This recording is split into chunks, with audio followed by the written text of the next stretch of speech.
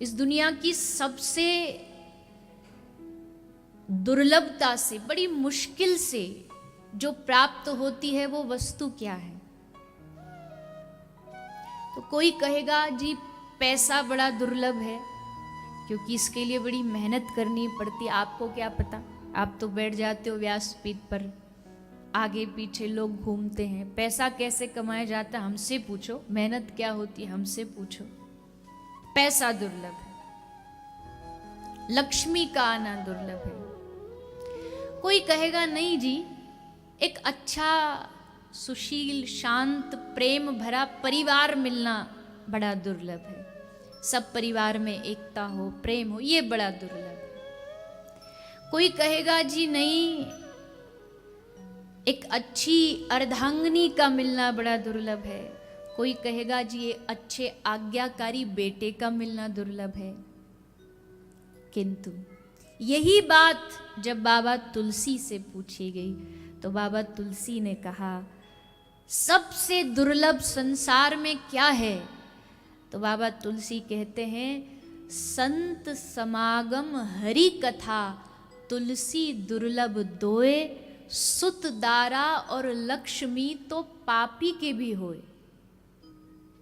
सुत माने बेटा, दारा माने पत्नी और लक्ष्मी माने धन। ये तो एक पापी के पास भी मिल जाएगा। हम कई बार देखते हैं कई व्यक्तियों का धंधा ऐसा होता है, गलत धंधा होता है, लेकिन धन की कोई कमी नहीं उनके पास। तो बाबा तुलसी कहते हैं अच्छा पुत्र मिलना, अच्छी पत्नी मिलना, धन मिलना ये कोई बड़ी बात नहीं है। बाबा तुलसी की दृष्टि से देखो तो संत समागम और हरि कथा, ये दो चीज मिलना सबसे दुर्लभ है। पहला क्या? संतों का मिलन, और दूसरा जो आप यहाँ बैठ के श्रवण कर रहे हैं भगवत कथा। ये दो चीज अगर आपको प्राप्त हो रही हैं तो समझ लीजिए आपका सीधा भगवान की जो कृपा है वो सीधा आप पर बरस रही है। कृपा का और क्या अनुमान लगाओगे आप बताइए? कैसे पता लगेगा श्री ठाकुर जी हम पर प्रसन्न हैं? बोले भगवान की प्रसन्नता पता लगाने का एक ही तरीका है। कौन सा तरीका है?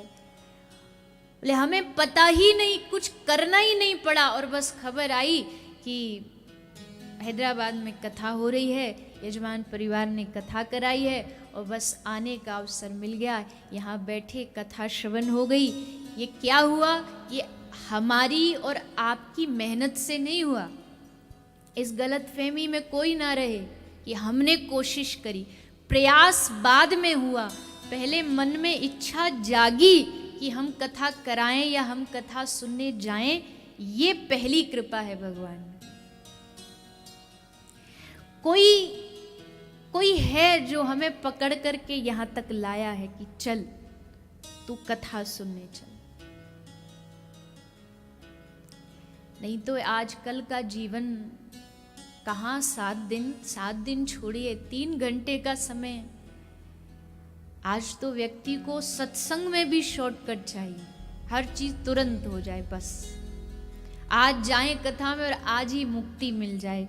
मुक्ति का तो पता नहीं, पर हाँ इतना पक्का है इस कथा को जो पूर्ण समर्पण से श्रवण करता है उसे मुक्ति तो पता नहीं, पर उसे ठाकुर जी की भक्ति अवश्य प्राप्त होगी।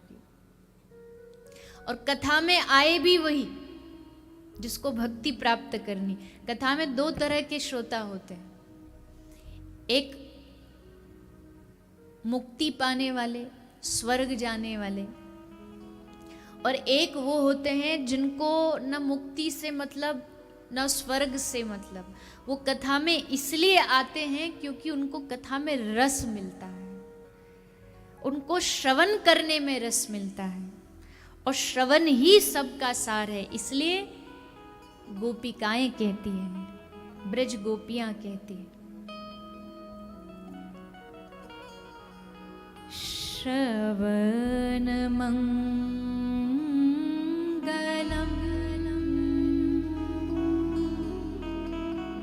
श्रीमदाततम्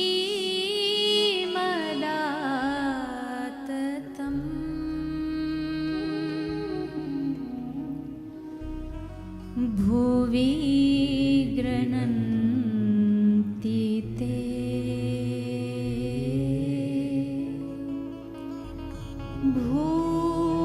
भूरिदा जना तव कथामृतम्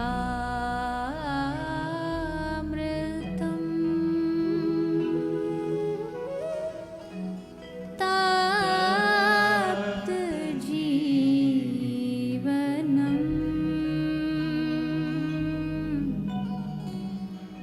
कविभिरीडितम्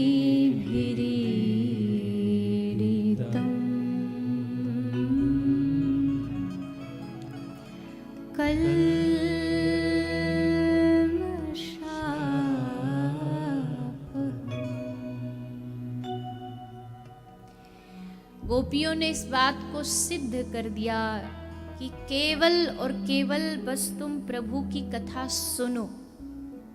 सुनने से क्या होगा? तो गोपी कहती है श्रवण मंगलम।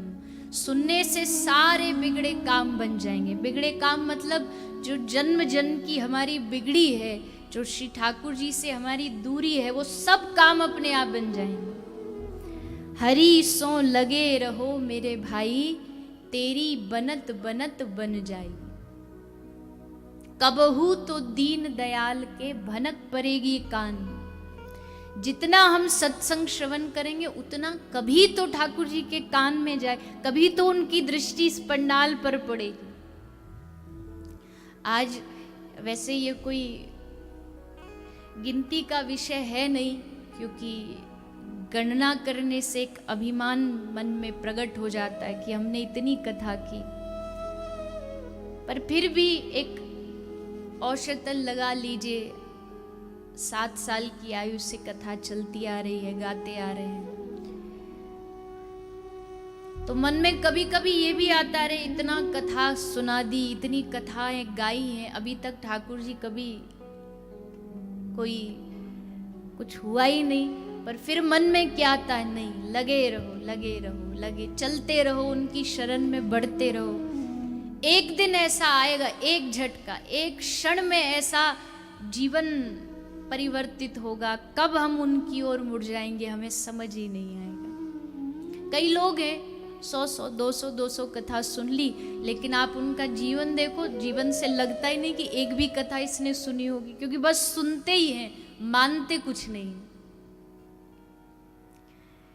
अब कितना सुना, श्रवण किया, उसमें से माना नहीं, तो फिर क्या बेकार हो गई कथा? बोले नहीं नहीं, बेकार नहीं है कथा श्रवण, कभी बेकार नहीं जाता।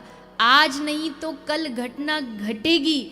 आपको विश्वास रखना पड़ेगा कि हम सत्संग से जुड़े हैं, इससे हमारा जीवन परिवर्तित होगा, इससे हमारा जीवन बदलेगा।